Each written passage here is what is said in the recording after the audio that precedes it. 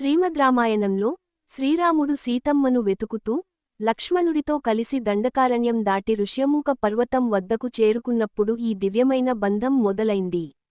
ఆ పర్వత ప్రాంతంలో వానర రాజు సుగ్రీవుడు నివసిస్తుండేవాడు. తన అన్న అయిన వాలి భయంతో సుగ్రీవుడు, రాముడు తమను చంపడానికి వచ్చారేమోనని భయపడి, వారి గురించి తెలుసుకోవడానికి తన ముఖ్యమంత్రి అయిన హనుమంతుడిని పంపాడు. హనుమంతుడు సన్యాసి వేషంలో వచ్చి, అతి వినయంగా, అనర్గళమైన భాషలో శ్రీరాముడిని పలకరించాడు. హనుమంతుడి మాటల్లోని జ్ఞానం, వినయం, వాక్పటిమ చూసి రాముడు ముగ్ధుడైపోయాడు. ఇంత గొప్ప పండితుడు, ఇంతటి మనోహరమైన మాటలు మాట్లాడేవాడు భూమిపై మరొకరు లేరు, అని రాముడు లక్ష్మణుడితో అన్నాడు.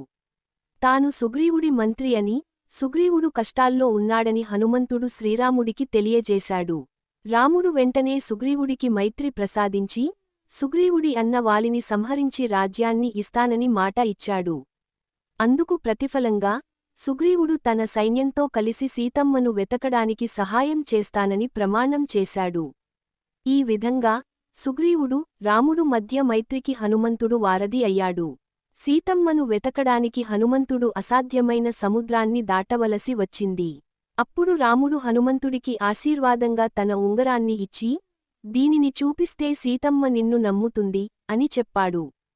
సీతమ్మను అశోకవనంలో చూసిన హనుమంతుడు, ఆమెకు రాముడి గుర్తుగా ముద్రికను ఇచ్చి, ధైర్యం చెప్పి తిరిగి వచ్చాడు.